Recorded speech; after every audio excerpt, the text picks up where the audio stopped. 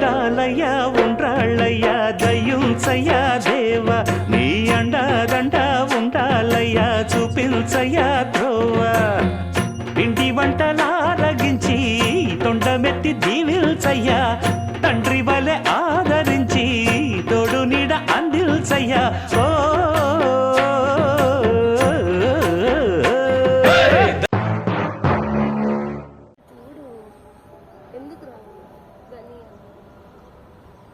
వస్తాడులే మళ్ళా మన ఇంటికి.